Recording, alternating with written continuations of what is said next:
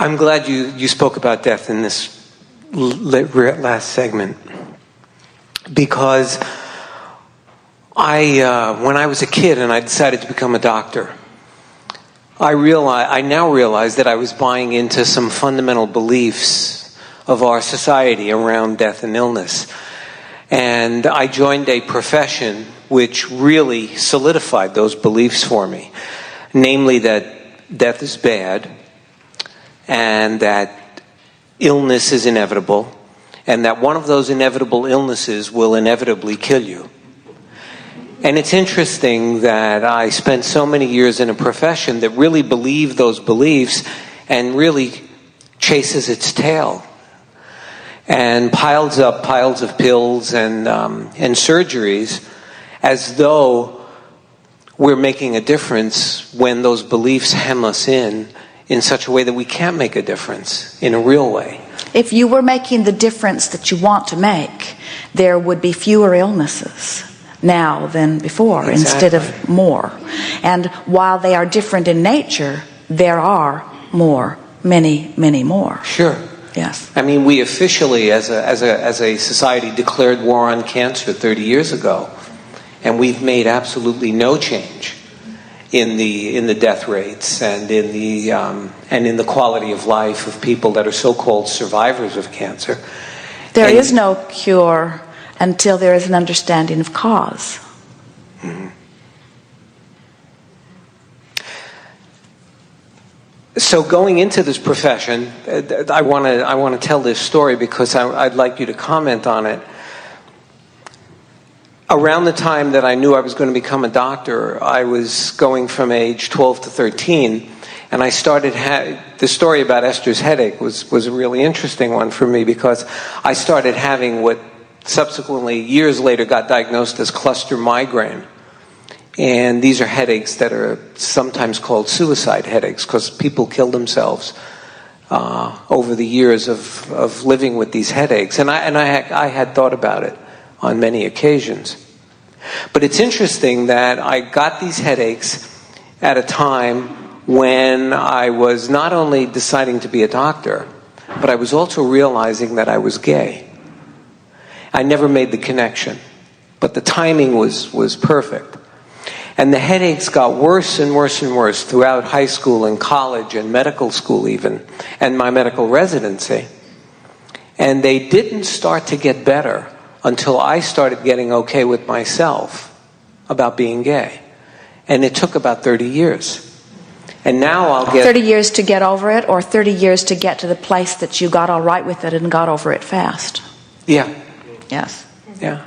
And now I don't get clusters anymore. I get an occasional mild migraine, but I don't have the 4 to 6 weeks of waking up in the middle of the night and having a headache for 6 hours and knowing that that's going to happen for 2 to 3 months straight.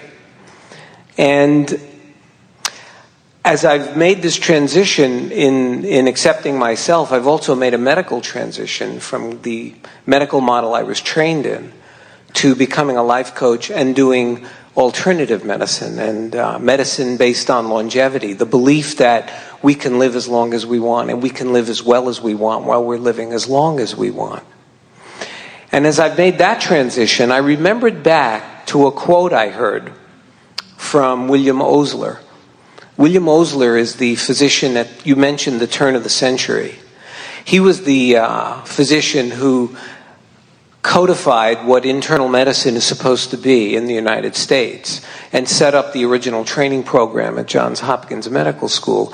The program I thought I was trained in learning all about illness and believing in the badness of death and the inevitability of illness, and using my left brain to collect more and more and more complex information that I thought my patients needed and that I only had.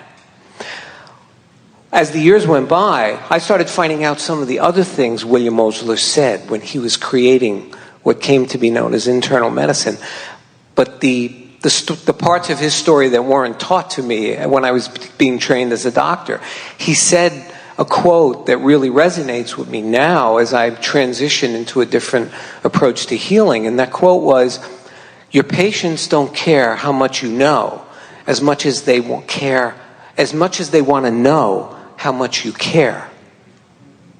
Well, that part of his philosophy I never got trained in. And only in this later stage of my own medical professional evolution and my personal evolution towards self-acceptance that I realized that the core of the medicine he was trying to teach was about connecting with our patients and letting them know that we care. Well, now we would approach that in the way he would approach it now, from his broader point of understanding, and we feel it was even present in his knowing when he said that. And we want to turn that just a little and amplify it. Your patients don't care how much you know, or let's put it in a different way. It is basically unimportant how much you know as their doctor, but it is infinitely important that you are able to convey to them belief in their ability to realign. Yeah. And because when you say it's important that they know you care, that puts you as a physician and all of the others in that impossible place that so many of them feel, where you care so much that you suffer when they refuse to align their energies. In other words, we don't want you to be hanging out there all raw and ragged, caring about someone who doesn't care enough to change their attitude, you see. And we think that those of you who spend any time with people, you can feel pretty soon whether you're making headway or whether you're not. And when you get to the basis of what makes bodies work the way they do, which is always vibrational, and you're able to coach them into a pattern of relief, you can bring them from anywhere they are to anywhere they want to be. The climb from desperate illness to fabulous wellness is not an arduous climb when you get to the basics of what makes it happen. And I think that your contribution in my life has been to amplify that definition of what caring is. Caring enough about them to know that they have everything they want. Caring enough about them to empower them. Yeah. Yes. To believe in their ability and to model their ability. Well, now that's the hardest part for a physician, isn't it? That's the hardest part for any uplifter. Because if you don't believe in their ability to get it, then you're not conveying anything to them except contradiction in energy. And so let's go back to why this works. Let's say you're holding someone as your object of attention who right now is very sick, but you have practiced this long enough to know that, and you've seen others in that condition get well. So now you've heard about it, or you've seen it yourself, or you've seen it often. So now, rather than having a desire for their wellness but an expectation for their illness to take them out, now you've got a desire for their wellness and a reasonable belief, no, a really strong belief, no, an utter knowing in their ability, if not them, someone, but an utter knowledge in their ability to be well. So now you're offering a singular vibration which makes your power of influence palpable. So having practiced that and being an offerer of one vibration, now someone's standing before you who's sick, but you're not dissuaded by their temporary anomaly of energy or by their temporary manifestation of their anomaly of energy.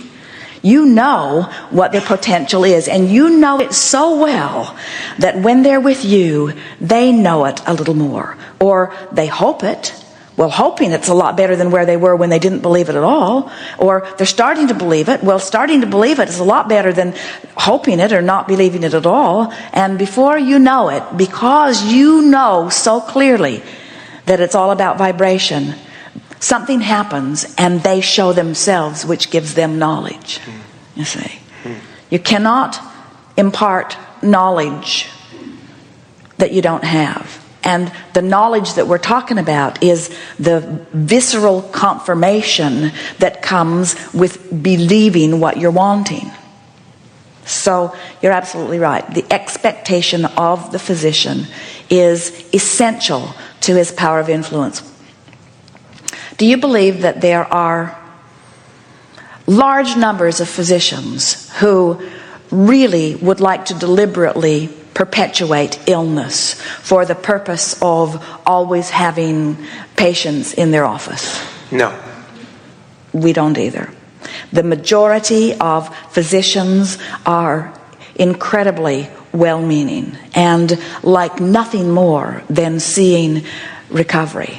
But do you believe that large numbers of physicians are dealing with large numbers of patients and seeing large numbers of evidence of that moving from dreadful illnesses into wellness? In other words, are they having the results that they so much want? No.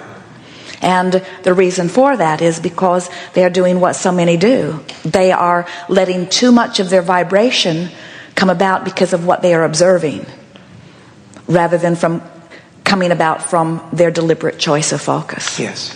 And so you just can't take statistics and come to the conclusions that will help people get well, because the people who are coming to the physicians are the people who aren't well.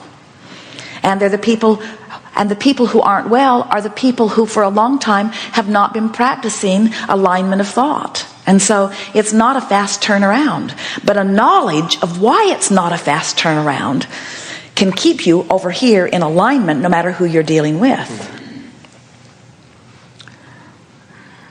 So reading in my specific context as a healer and reading my energy as you do, what is your specific advice for me for the next step in my evolution in this path? We can give that to you easily. Let us gather some resources here. Take all the time you need.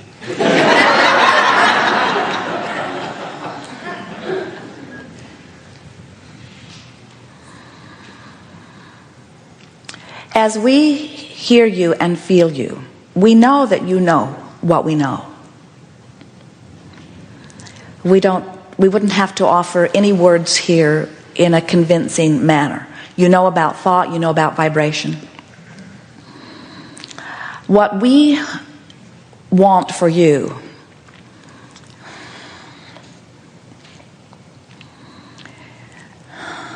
is a releasing of the belief that you have to care.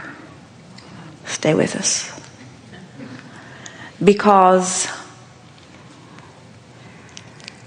that causes you to participate longer with those slow to respond, which causes an erosion of your alignment.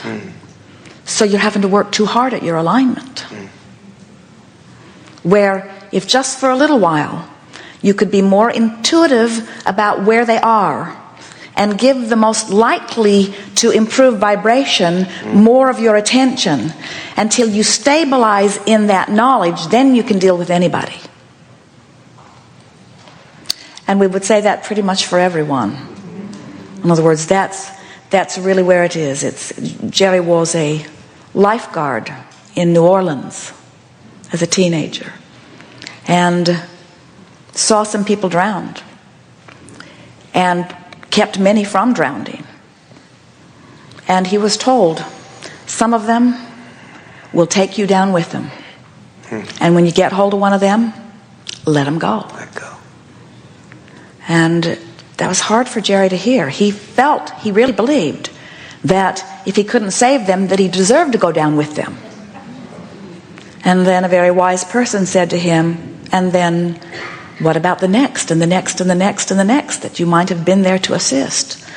So don't go down with any of them. Of course, we're dramatizing this because we don't feel that you're going down with any of them, but we feel that they bog you down and they split your energy.